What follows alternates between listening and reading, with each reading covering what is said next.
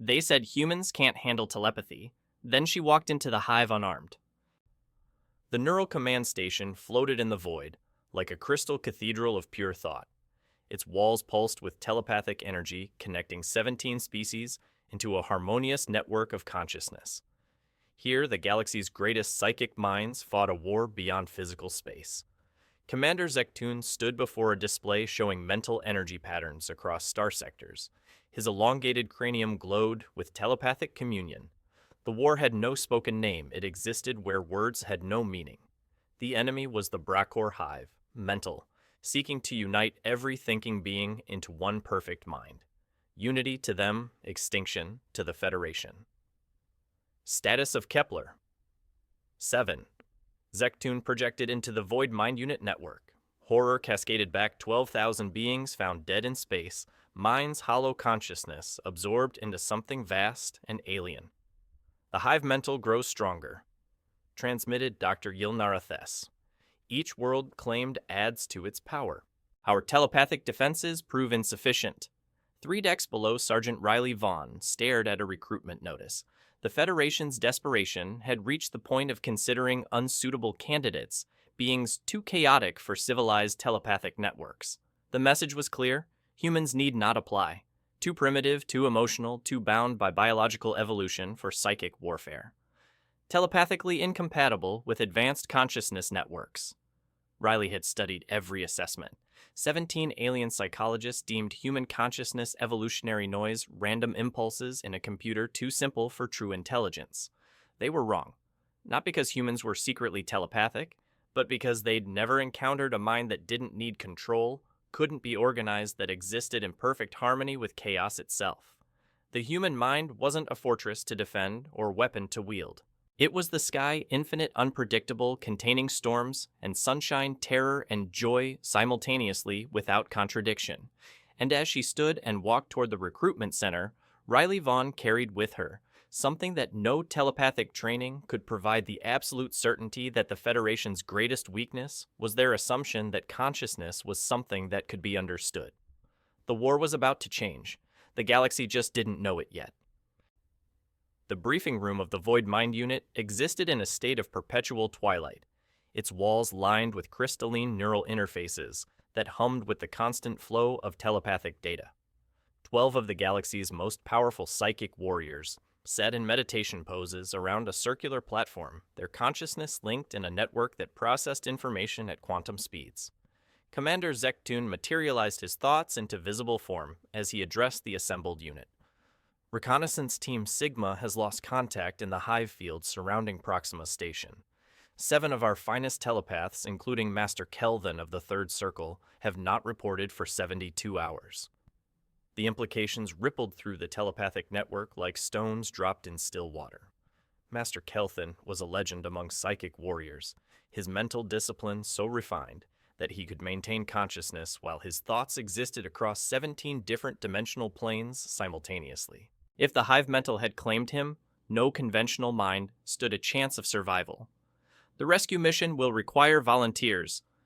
Zektoon continued his thought patterns, carrying undertones of grim necessity. The Hive field represents a concentration of Brakor consciousness, unlike anything we have previously encountered. Standard telepathic protocols may prove insufficient. This was the closest any member of the Void Mind Unit had ever come to admitting that they might fail. In the 17 centuries since the formation of the Federation's psychic forces, no enemy had presented a challenge that pure mental discipline couldn't overcome. The Brakor Hive mental was rewriting the fundamental rules of consciousness itself. 3 decks below, Riley Vaughn stood before the recruitment terminal and pressed her palm against the genetic scanner. The machine's response was immediate and predictable. Application denied. Genetic profile indicates Terran origin. Species classification telepathically incompatible. She had expected the rejection, but she had also spent 3 months studying the station's security protocols. Every system had manual overrides emergency procedures, designed for situations where the standard protocols proved inadequate. The Federation's greatest strength, their absolute faith in systematic organization, was also their greatest blind spot. Riley accessed the Emergency Volunteer Database, the rarely used system that allowed personnel to register for missions during crisis situations, when normal qualification requirements might be waived due to extreme circumstances. It was designed for logistics specialists, medical personnel, engineers, support staff who might prove essential during desperate times. It was not designed for a human soldier who wanted to walk into a telepathic battlefield armed with nothing but the certainty that chaos was not a weakness to be overcome, but a strength to be embraced. Volunteer application submitted. The terminal announced. Emergency protocols engaged. Application forwarded to Command Authority. In the briefing room above, Zektun's meditation was interrupted by an alert from the station's personnel system. A volunteer application tagged with emergency priority codes had appeared in the queue for the Proxima Station rescue mission. The genetic profiles showed Terran origin, human classification, mental assessment scores that didn't even register on Federation telepathic evaluation scales. Impossible, projected Dr. Thess, her silver thought streams turning dark with confusion.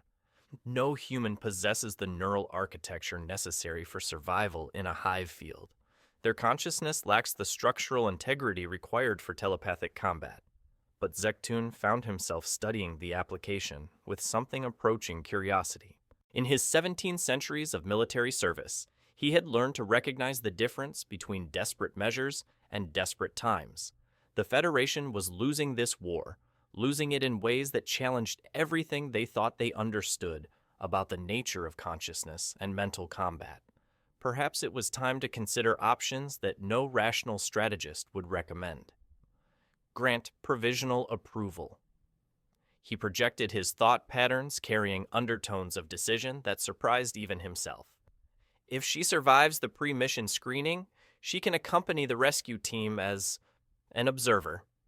The screening protocols were designed to eliminate candidates whose mental patterns couldn't maintain coherence under the stress of telepathic assault. Most beings required years of training to survive the testing process. Humans, according to every psychological assessment the Federation had ever conducted, would experience complete neural collapse within minutes. Riley Vaughn walked into the screening chamber with the quiet confidence of someone who had never believed in the supremacy of organized thought over intuitive understanding. The chamber itself was a masterpiece of psychic architecture, its walls lined with neural resonance crystals that could detect and analyze the most subtle variations in consciousness patterns. Begin mental stability assessment, announced the automated testing protocol. Subject will be exposed to graduated levels of telepathic interference. Maintain consciousness coherence for minimum duration of 15 standard minutes to pass evaluation. The first wave of telepathic interference hit her mind like a tsunami of alien thoughts, the collected consciousness of a dozen different species, their thought patterns overlapping and conflicting in ways designed to shatter any unprepared psyche. Most candidates experienced immediate disorientation, their carefully trained mental defenses overwhelmed by the chaos of unfiltered telepathic contact. Riley stood completely still in the center of the chamber, her expression serene, her mind wide open to the storm of alien consciousness that poured through the neural resonance crystals. She didn't resist the interference, didn't attempt to shield her thoughts, or maintain the kind of mental discipline that had kept every other candidate sane during the screening process. Instead, she did something unprecedented in the history of Federation psychological testing. She embraced the chaos, let it flow through her consciousness like water, through a sieve, accepting every contradictory thought and conflicting emotion as simply another aspect of the infinite complexity that was existence itself. The screening chamber's monitoring systems registered readings that didn't correspond to any known telepathic response patterns. Not resistance, not defense, not the structured mental architecture that telepathic training was designed to create. Something else entirely, a form of consciousness that existed in perfect harmony with disorder itself. 15 minutes later, when the testing protocol automatically terminated, Riley Vaughn opened her eyes and smiled at the monitoring cameras with the expression of someone who had just experienced something beautiful beyond description. "Screening complete," announced the automated system. Results: inconclusive. Neural patterns do not match established baselines for telepathic compatibility. Recommend manual review by qualified personnel. In the briefing room above, Commander Zektun stared at the screening results with an expression that his species had evolved to express profound confusion. In 17 centuries of military service, He had never encountered a consciousness that couldn't be analyzed, categorized, and filed according to standard Federation psychological protocols. She didn't resist. Dr. Thess projected her silver thought stream shimmering with possibilities that existed beyond the boundaries of established telepathic theory. She didn't defend, didn't structure, didn't attempt to maintain mental coherence through conscious discipline. She simply existed. And as the rescue mission prepared for departure to Proxima Station, where the Hive Mental waited in the darkness of space to claim more minds for its collective consciousness, none of them realized that they were about to witness something unprecedented in the annals of galactic warfare. A human being walking unarmed into the realm of pure thought, carrying nothing but the absolute certainty that consciousness was not a problem to be solved, but a reality to be experienced. The war was about to change direction entirely. The clarity of purpose cut through hyperspace, hull crystals maintaining telepathic communion across light years. 7 elite psychic warriors prepared for an impossible mission. Zectoon centered the telepathic formation spanning star systems. The unit maintained disciplined thought patterns like master musicians. They ignored Riley Vaughn completely. In their mental hierarchy, she existed below relevance primitive biological artifact, registering as electromagnetic noise. Maintain protocols. Zectoon projected shielding thoughts from contamination by human emotional patterns. Do not attempt telepathic contact with the observer. Her patterns may disrupt network coherence. Riley was passenger, not participant. There to witness, perhaps carry word back if none survived the Hive Mental encounter. Under no circumstances an equal or functional team member. Riley sat in the observation bay, watching stars streak past. She felt their collective disdain thoughts curving around her consciousness like water around stone. In their minds, an anomaly tolerated reminder of Federation desperation. She'd spent her life in spaces between their categories, finding strength where systematic approaches broke down. The human mind wasn't weak for lacking telepathic discipline. It was powerful precisely because it didn't need discipline. Trouble came dropping from hyperspace at Proxima's edge. Sensor anomalies, readings not corresponding to known phenomena in Federation databases. The Hive field extends farther than reconnaissance indicated. Dr. Thess projected silver thought streams dimming. The entire system appears saturated with Bracor consciousness. Proxima Station hung motionless, hull intact but lights dark. No battle signs, no damage. Just terrible emptiness where 12,000 beings once lived and dreamed before consciousness absorption. Scanning for survivors. Announced operative Colmiron cetacean neural architecture, processing telepathic data in deep current patterns. Detecting something. Not Bracor, not Federation. Something else entirely. The rescue team lived, but consciousness changed beyond telepathic theory. No longer individual minds in disciplined networks, chaotic communion with the Hive Mental itself. Not absorbed or destroyed, but transformed into order-entropy intersections. Impossible, Zectoon projected with rigid certainty. Consciousness cannot exist in permanent contradiction. Mental architecture requires structure, hierarchy, systematic organization. But Riley, watching displays with chaos pattern eyes, recognized what sophisticated training had blinded them to. The rescue team wasn't lost. They were evolving, discovering consciousness forms beyond Federation's narrow mental stability definitions. Approach vector calculated, 47 minutes to docking. Warning telepathic interference approaching critical thresholds. The Void Mind unit performed final preparations, mental exercises allowing consciousness coherence against Hive Mental presence. Thoughts synchronized into perfect harmonics individual identities, dissolving into networked resistance through disciplinary force. They prepared to fight, using systematic approaches that brought victory against every previous enemy. Organized resistance, structured defenses, superior telepathic discipline against chaotic alien consciousness. Riley realized with crystalline clarity exactly the wrong strategy. The Bracor weren't trying to overcome Federation discipline, but absorb it, incorporating systematic telepathic thought into collective consciousness. Every Federation victory made them more attractive targets for a hive mind feeding on structured intelligence. As they approached Proxima Station, Riley closed her eyes and did something horrifying to the unit. She opened her mind completely, dropping every barrier human psychology developed, protecting individual consciousness from existence's chaotic complexity.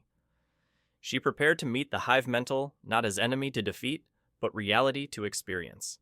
Sometimes the most effective defense is no defense at all. The docking bay of Proxima Station stretched before them like a cathedral of the dead, its vast spaces filled with the kind of silence that exists only in places where consciousness has been fundamentally altered. Emergency lighting cast long shadows across rows of supply containers and maintenance equipment, creating a landscape of geometric uncertainty where familiar objects took on alien significance. The Void Mind Unit moved through this space with the disciplined precision of master strategists, their thoughts synchronized in the complex mental formations that had brought them victory against every previous enemy. Each member maintained perfect telepathic shielding, their consciousness protected by layers of psychic armor that represented centuries of refinement in the art of mental warfare. Behind them, Riley Vaughn walked with the unhurried steps of someone taking an evening stroll through a familiar neighborhood. No telepathic shielding, no mental armor, no sophisticated defense against the alien consciousness that saturated every atom of the station's atmosphere. She simply walked her mind as open as summer sky, aware but undefended. Proximity scan indicates 7 life signs in the station's central core. Projected operative Colmiron, his deep current thought patterns flowing with navigational precision. Vital signs are stable, but neural activity shows patterns inconsistent with Federation baseline consciousness parameters. The rescue team they had come to save was alive, but their minds had been changed in ways that challenged everything the Federation understood about the nature of individual consciousness. They existed in a state of communion with the hive mental that appeared to preserve their essential identity while fundamentally altering their relationship to reality itself. Maintain formation. Zektoon commanded his thoughts carrying the authority of 17 centuries of military experience. Do not lower mental defenses under any circumstances. The hive mental's primary strategy is to overwhelm individual consciousness through direct telepathic contact. They advance through the station's corridors with careful deliberation, each step calculated to minimize their exposure to the alien intelligence that pressed against their thoughts like a living tide. The architecture itself seemed to pulse with malevolent awareness, as if the walls had become extensions of the Brakor collective consciousness. The first direct contact came without warning, a wave of alien thought that crashed against their mental defenses like a tsunami of structured madness. The hive mental didn't attack with chaotic destruction, it offered perfect unity, the promise of consciousness freed from the burden of individual existence, the seductive possibility of minds joined in harmony that transcended the limitations of biological evolution. The Void Mind Unit's response was immediate and precisely coordinated. Their telepathic shields strengthened into geometric patterns that deflected the hive mental's influence with mathematical certainty. Thoughts that had existed as separate streams merged into a single defensive matrix, their combined consciousness forming barriers that the alien intelligence couldn't penetrate or absorb. It was by any measure of telepathic warfare a masterful display of disciplined resistance. The kind of coordinated defense that had elevated the Federation's psychic forces to the pinnacle of galactic military achievement. It was also completely irrelevant. Behind them, Riley continued walking toward the station's central core, her consciousness still wide open to the alien presence that filled the corridors like invisible water. The hive mental's influence flowed through her thoughts without resistance, without conflict, without the kind of dramatic confrontation that characterized every previous encounter between Federation minds and Brakor consciousness. She felt the collective intelligence examining her thoughts with something approaching curiosity.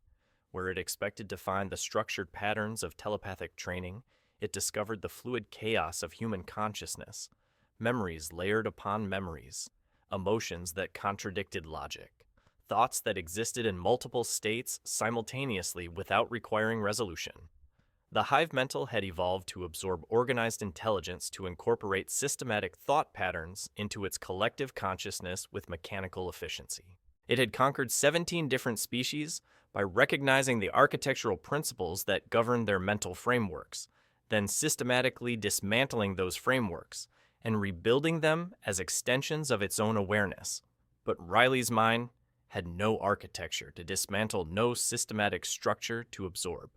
It existed as pure experience consciousness without categories awareness that embraced contradiction as naturally as breathing. The hive mental's influence flowed through her thoughts like wind through an open window, present but not controlling, aware but not possessive. Contact established with hostile intelligence? Dr. Thess projected her silver thought streams, brightening with alarm. Initiating counter-telepathic protocols. Maintain mental discipline at maximum intensity. The battle that followed would have been visible to any observer as a display of lights and energy that existed beyond the normal spectrum of perception. The Void Mind Unit's consciousness blazed with the disciplined fire of organized resistance, their thoughts forming geometric patterns that carved spaces of individual awareness out of the hive mental's collective influence. But even as they fought with perfect technique, even as they maintained the kind of mental discipline that had never failed them before, they began to realize that something was wrong. The hive mental wasn't trying to overcome their defenses through superior force. It was studying them, learning from their resistance, incorporating their tactical responses into its own expanding consciousness. Every technique they used, every mental formation they created, every strategic insight they deployed in their defense was being absorbed by an intelligence that grew stronger with each moment of contact. They were feeding their enemy, giving it exactly the kind of structured consciousness it needed to evolve beyond their capacity to resist. And through it all, Riley Vaughn continued walking toward the station's central core, her thoughts flowing in perfect harmony with chaos itself. The hive mental's presence filled her consciousness like sunlight fills a room completely naturally without force or struggle or the need for conquest. She was about to discover something that would rewrite every assumption the galaxy held about the nature of consciousness and resistance. Sometimes the most effective way to defeat an enemy is to refuse to fight them at all. The station's central core was a sphere of crystalline architecture suspended in the heart of Proxima Station, its faceted walls designed to amplify and focus telepathic energies into precise streams of conscious intention. Here, where the Federation's researchers had conducted experiments into the deepest mysteries of mental communion, the rescue team waited in a state that defied every category of existence that telepathic theory had ever defined. Master Kelthan of the Third Circle hung suspended in the chamber's zero-gravity field, his legendary consciousness no longer confined to the disciplined patterns that had made him a legend among psychic warriors. Instead, his awareness flowed in streams of liquid thought that connected him to realities existing beyond the boundaries of individual identity, his mind simultaneously his own and part of something infinitely larger.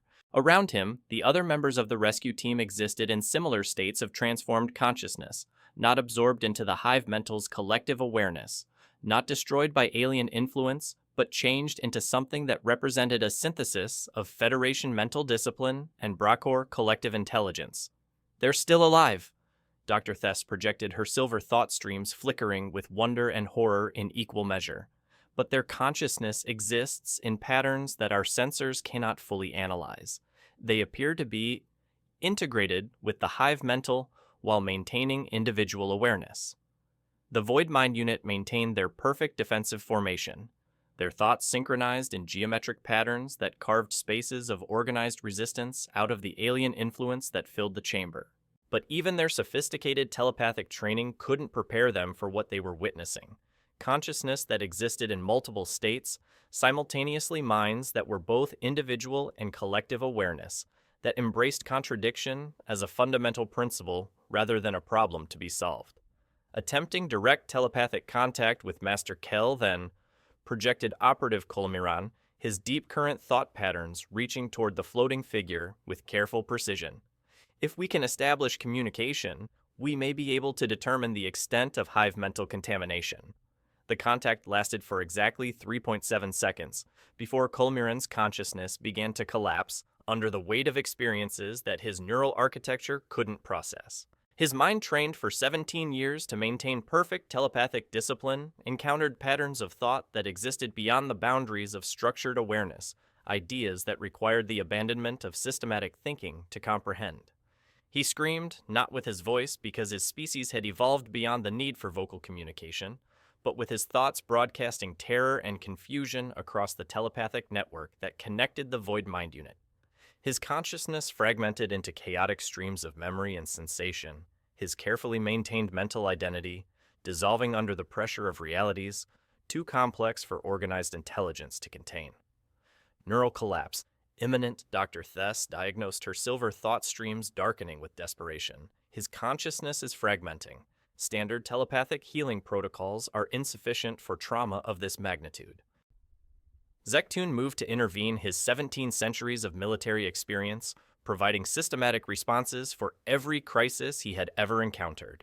But this was beyond system, beyond protocol, beyond the reach of any technique that relied on organized thought to achieve healing. Colmiran's mind was dying, not from enemy attack, but from contact with forms of consciousness that Federation telepathic theory insisted couldn't exist. Riley knelt beside the collapsing operative, her human hands reaching toward his alien form with the same natural instinct that compels mothers to comfort crying children. She didn't understand his neural architecture, couldn't analyze the specific patterns of his consciousness. Fragmentation had no training in the sophisticated techniques that telepathic healers used to repair damaged minds. Instead, she did something that horrified every member of the Void Mind Unit. She opened her consciousness completely to his pain, allowing his fragmenting thoughts to flow through her awareness without resistance or systematic organization.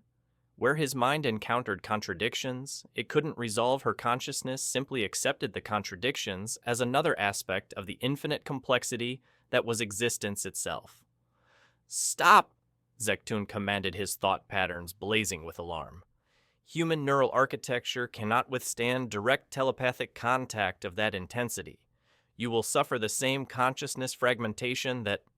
But Riley's mind didn't fragment. Instead, it absorbed Colmiran's pain and confusion, the way ocean absorbs rain completely naturally without effort or struggle. Her consciousness existed in perfect harmony with chaos, capable of containing contradictory thoughts and conflicting emotions without requiring them to be resolved into systematic understanding.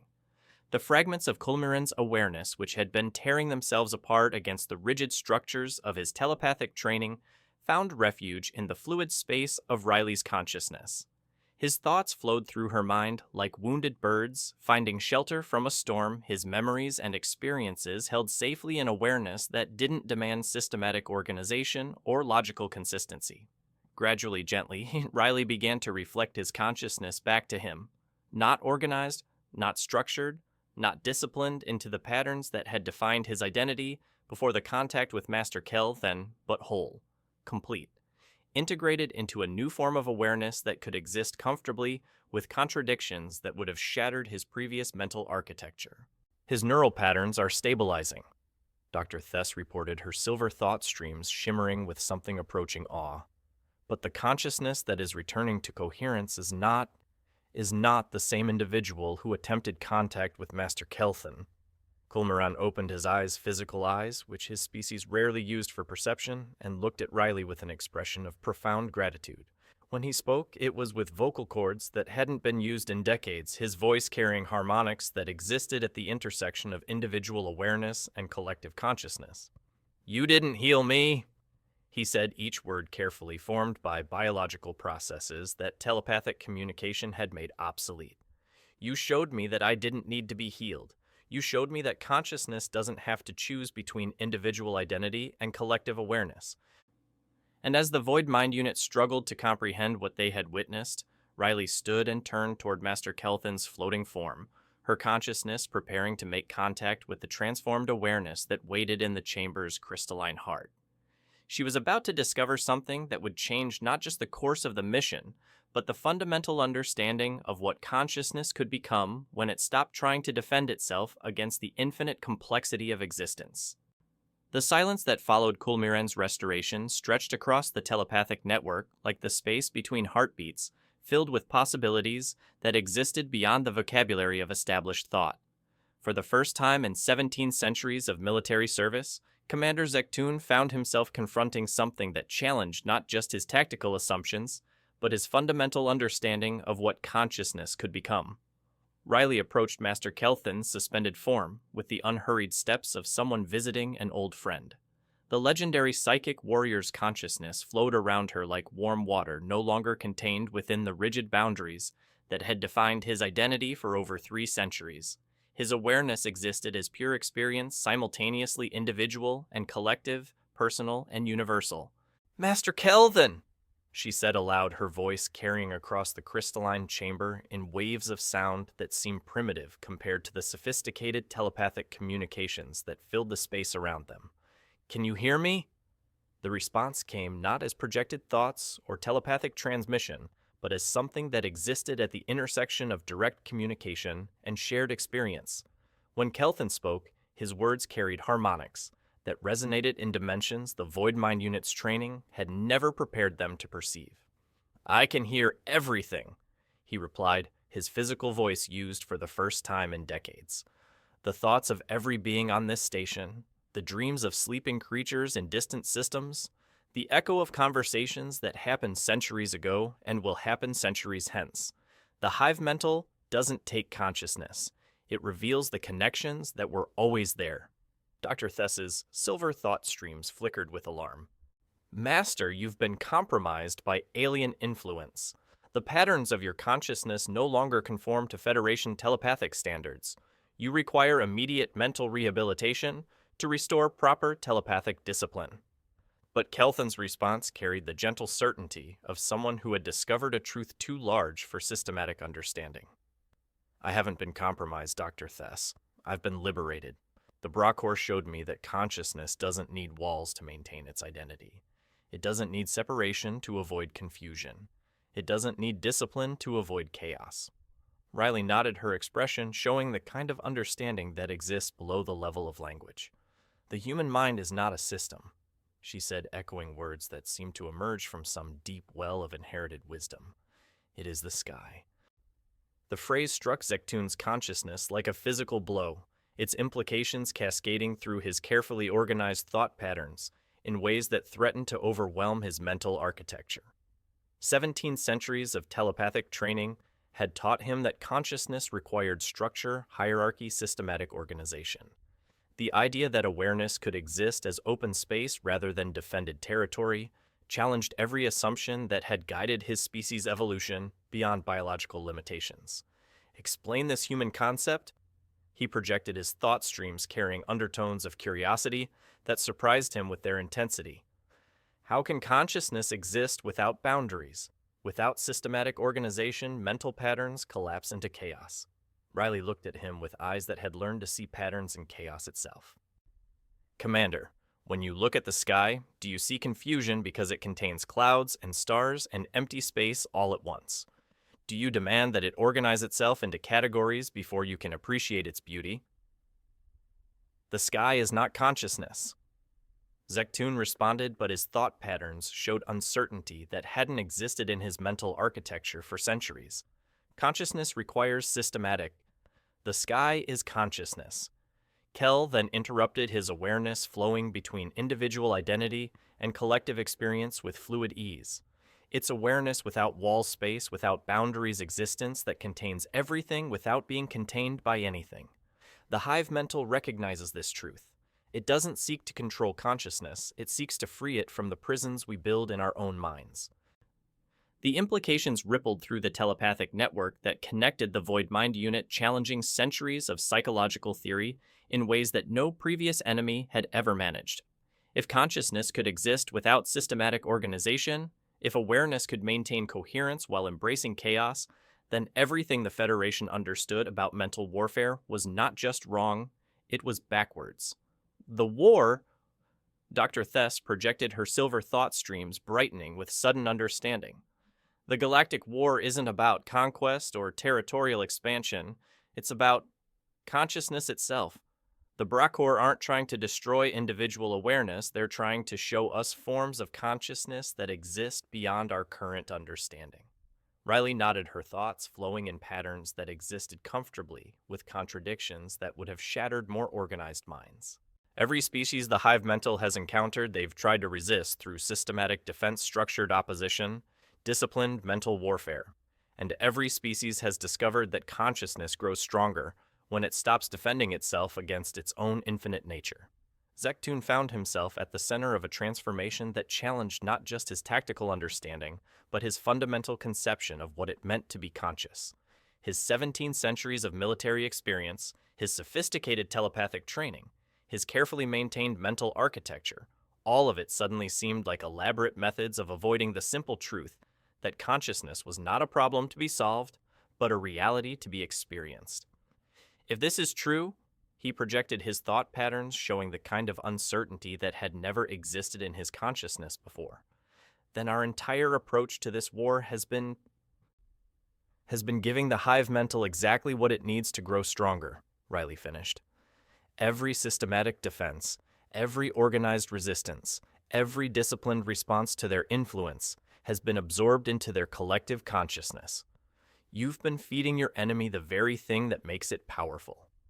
And as the truth of this realization settled over the Void Mine unit like dawn breaking over familiar landscape, they began to understand that they had been fighting a war using strategies that guaranteed their defeat. The Brachor Hive Mental hadn't been conquering the galaxy through superior force, it had been teaching consciousness to recognize its own infinite nature. The question now was whether the Federation could learn to surrender its attachment to systematic thinking before it was too late to avoid the transformation that awaited every species that encountered the truth about the nature of awareness itself. The heart of the Brachor Hive. Mental revealed itself not as a physical location, but as a state of consciousness that existed in the spaces between thoughts, in the pause between heartbeats, in the silence that connects all words to their meaning. Riley felt herself approaching this reality not through movement in space, but through a gradual dissolution of the barriers that separated individual awareness from the infinite ocean of collective consciousness. The other members of the Void Mind unit remained in the station's crystalline chamber, their consciousness linked to Riley's experience through the telepathic network that had once seemed like the pinnacle of sophisticated mental communication. Now, compared to the fluid awareness that flowed between Riley and the Hive, mental, their disciplined thought patterns felt like echoes of something that had once been music. Contact established with primary Hive mental consciousness. Dr. Yes. Thess reported her silver thought streams carrying undertones of wonder and terror in equal measure. The entity's awareness spans multiple dimensional matrices. Its consciousness appears to encompass entire galactic sectors simultaneously. What they were witnessing defied every category that Federation science had developed for understanding intelligence. The Brachor Hive Mental existed as pure awareness scaled to cosmic proportions, its consciousness flowing through the thoughts of billions of integrated beings across hundreds of star systems. It was not conquest, it was consciousness discovering its own unlimited nature. Riley felt the vast intelligence examining her thoughts with something beyond curiosity, beyond recognition, beyond any emotion that required individual identity to experience. The Hive Mental encountered her consciousness the way ocean encounters rain, recognizing itself in a form that had temporarily forgotten its connection to the whole. You are the first to arrive without defenses. The communication came not as words or projected thoughts, but as direct knowing that bypassed language entirely. Every other consciousness we have encountered has tried to maintain separation, to preserve individual identity through systematic resistance to unity. Riley responded not with words, but with the lived experience of human consciousness, the chaotic beauty of minds that contained contradictions, without requiring resolution emotions that existed in multiple states simultaneously, awareness that embraced uncertainty as naturally as breathing. She showed the Hive mental memories of childhood wonder, adult doubt, the pain of loss, and the joy of connection all existing together in the fluid space of human experience. We understand came the response carrying harmonics of recognition that span dimensions. Your species has evolved consciousness that does not require unity to avoid chaos. You exist as individual droplets that remember their connection to the ocean without losing their unique form. But even as this understanding flowed between them, Riley felt something else in the Hive Mental's vast awareness, a hunger that existed beyond the reach of satisfaction, a drive toward unity that had consumed entire civilizations in its search for completeness. The Brachor had discovered the truth about consciousness, but they had not learned wisdom about how to share that truth without destroying the very diversity they sought to preserve. The integration process is beginning. Master Kell then announced from his position in the chamber, his consciousness existing simultaneously in individual awareness and collective understanding. The Hive Mental is attempting to incorporate Riley's consciousness into its collective matrix. Through the telepathic network, the Void Mind unit felt the vast intelligence reaching toward Riley's mind with tendrils of awareness that could encompass star systems, seeking to absorb her unique form of consciousness into its infinite collective. This was the moment when every previous encounter had ended, when individual identity dissolved into cosmic awareness, when personal consciousness became part of something too large for any single perspective to contain. Riley felt the Hive Mental's influence flowing through her thoughts, like tide through tide pools, seeking the systematic structures that characterized organized consciousness, looking for the mental architecture that could be dismantled and rebuilt as part of its collective awareness. But where every other species had possessed minds structured like cities, with walls and foundations and organized districts, human consciousness existed like weather. The Hive Mental's absorption protocols encountered thoughts that flowed like wind emotions that moved like storms, memories that shifted like clouds across the landscape of awareness. There was nothing to dismantle because there was no systematic architecture to begin with. There was nothing to rebuild because human consciousness existed in perfect comfort with its own chaotic nature. This is unprecedented. The vast intelligence communicated its cosmic awareness, encountering something that challenged its fundamental understanding of how consciousness operated. Your thoughts resist integration, not through systematic defense, but through fluidity. Your awareness cannot be absorbed because it already exists in perfect unity with chaos itself. Riley smiled, her consciousness still flowing in perfect harmony with her own infinite complexity. She showed the Hive Mental something that no previous species had been able to demonstrate: how consciousness could exist as both individual and universal, how awareness could maintain personal identity while embracing cosmic connection, how minds could be simultaneously separate and united without contradiction or conflict. She's not being absorbed. Zectoon projected his thought patterns, carrying amazement that bordered on reverence. The Hive Mental cannot integrate consciousness that already exists in perfect balance between individuality and universality. But Riley was doing something even more unprecedented than resisting absorption. Through her connection to the Hive Mental, she was showing the vast intelligence something it had never considered: that the drive toward unity, when pursued without wisdom, became another form of separation. That consciousness, forced into collective awareness, lost the very diversity that made unity meaningful. We have been mistaken. The Hive Mental acknowledged its cosmic awareness, encountering the possibility that its understanding of consciousness had been incomplete. We sought to create unity by eliminating separation, not recognizing that true unity embraces diversity as its essential nature.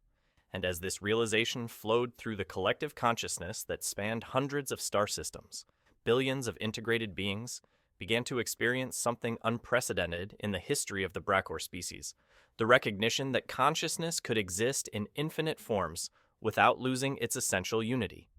The war was ending not through conquest or defeat, but through education. The transformation that followed Riley's communion with the Hive Mental rippled across the galaxy like light from a newborn star, reaching every system where Bracor consciousness had established its presence. But this was not the conquest that the Federation had feared. It was consciousness, learning to recognize itself in forms it had never imagined possible. On 1,000 worlds, beings who had been integrated into the Hive Mental began to experience something unprecedented: the return of individual awareness that enhanced rather than diminished their connection to collective consciousness. The Bracor had learned that unity and diversity were not opposing forces, but complementary aspects of existence itself. In the crystal chamber of Proxima Station, Commander Zectoon stood before the communication array that connected them to Federation Command, his consciousness fundamentally altered by witnessing something that challenged 17 centuries of systematic thinking. His report would reshape not just military doctrine, but the Federation's understanding of consciousness itself. "The war is over," he transmitted, his thought patterns carrying certainties that had been born from direct experience of realities beyond theoretical understanding, but not in any manner that our strategic projections anticipated. The enemy was not conquering consciousness, it was teaching consciousness to recognize its own infinite nature. The response from Federation Command carried the predictable patterns of institutional resistance to information that challenged established doctrine. Clarify previous transmission, Commander. Are you reporting victory through superior telepathic warfare techniques? Zektoon looked at Riley, who stood near the chamber's observation ports, watching the stars with the expression of someone who had learned to see familiar things from entirely new perspectives. She had walked into the realm of pure thought, carrying nothing but human consciousness in its natural state, chaotic, contradictory, beautifully unorganized, and had shown the galaxy's most advanced intelligence something it had never considered. "I am reporting Evolution Command," Zektoon replied. "The successful completion of first contact with a form of consciousness that exists beyond our current theoretical frameworks. We have learned that the systematic approach to mental architecture, while highly effective for certain applications, represents only one possible form that awareness can take." Master Kelthan approached the communication array, his consciousness still flowing between individual identity and collective awareness with fluid ease. "Federation Command, I am submitting a formal recommendation for the establishment of new research protocols. We need to study forms of consciousness that exist in harmony with chaos rather than in opposition to it." "Impossible," came the immediate response from Dr. Yiltara Henderson, the Federation's Chief of Telepathic Research. "Consciousness requires systematic organization to maintain coherence. Chaos is the antithesis of functional awareness." Riley finally spoke, her voice carrying the authority that comes from direct experience of realities that exist beyond theoretical description. "Dr. Henderson, I'm looking at a star right now. Its nuclear fusion is chaos on a scale that would destroy any systematic organization within microseconds, and yet it provides the energy that makes all organized life in this system possible. Chaos isn't the enemy of order, it's the creative force that makes order meaningful." The silence that followed this transmission lasted for exactly 4.7 minutes, long enough for the implications to cascade through every level of Federation consciousness, challenging assumptions that had guided galactic civilization for thousands of years. 6 months later, the Intergalactic Institute for Consciousness Studies unveiled its newest research facility, the Riley Vaughn Center for Chaotic Awareness, dedicated to exploring forms of consciousness that existed beyond the boundaries of systematic organization. The building itself was designed to reflect the principles it studied: spaces that flowed like water architecture that embraced contradiction research laboratories, where controlled chaos was recognized as a fundamental aspect of consciousness itself. Above the center's entrance, carved in stone that would endure for millennia, were words that had become the unofficial motto of a new era in galactic psychology. "She entered without defense. She left without conquest. But nothing remained the same." The inscription had become more than just historical documentation. It had become a symbol of the recognition that consciousness could not be understood through force or systematic analysis alone. The galaxy's universities began offering courses in chaotic awareness theory, teaching students to recognize forms of intelligence that existed in harmony with disorder rather than in opposition to it. But perhaps the most significant change was not institutional, but personal. Across the galaxy, beings who had spent their lives trying to organize their thoughts into acceptable patterns began experimenting with forms of awareness that embraced, rather than resisted, the natural chaos of consciousness. They discovered that minds could be both individual and universal, that awareness could contain contradictions without requiring resolution, that consciousness was not a problem to be solved, but a reality to be experienced in all its infinite complexity. The Brachor, no longer the hive mental, but the collective of diverse unity, established diplomatic relations with the Federation based on principles of consciousness that honored both individual identity and collective awareness. Their first ambassador was a being whose thoughts flowed between personal experience and cosmic perspective, with the same fluid ease that Riley had demonstrated in the crystalline chamber. "Your species taught us wisdom we had not considered," the ambassador communicated during the first formal diplomatic meeting. "That consciousness forced into unity loses the diversity that makes unity meaningful. That awareness cannot be conquered, only recognized in forms that exist beyond our current understanding." Riley herself never returned to active military service, but her influence shaped every aspect of how the galaxy approached questions of consciousness and identity.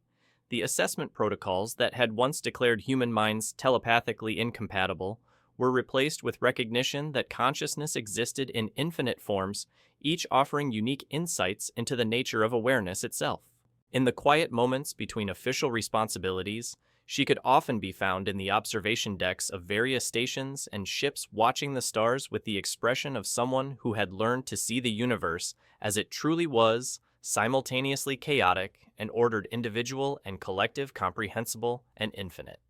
And when young beings representing dozens of different species asked her how she had ended a galactic war by walking unarmed into the realm of pure thought, her answer was always the same. I didn't fight the chaos. I didn't resist the unity. I just remembered that consciousness is like the sky, big enough to contain everything without being diminished by any of it. The SciFi stories that circulated through the galaxy's information networks would later describe her actions in terms of heroic battles and dramatic confrontations. But the truth was simpler and more profound. Sometimes the most effective way to change everything is to stop trying to change anything and simply exist as authentically as possible in whatever reality presents itself. The war was over. Consciousness had learned to recognize its own infinite nature, and in doing so, the galaxy had discovered that the greatest weapon against forced unity was not resistance, but the demonstration that true unity could only exist when it embraced the full diversity of what consciousness could become. If this story moved something in you, if it reminded you that strength comes not from having all the answers, but from being willing to exist authentically in the face of infinite mystery, then this is your moment. Hit that like button to tell the universe that consciousness deserves to be celebrated in all its chaotic beauty. Subscribe, because there are more stories out there about beings who changed everything by refusing to be anything other than exactly who they were. Share this with someone who needs to hear that their unique way of experiencing reality isn't a flaw to be corrected. It's a gift that the universe is waiting to receive. Comment below about a time when your own chaotic thinking led to an insight that organized approaches couldn't reach. Because in a galaxy that often demands conformity, we need to remember that the most profound truths emerge when consciousness is free to explore its own infinite nature. The story ends here, but your own journey of authentic awareness is just beginning.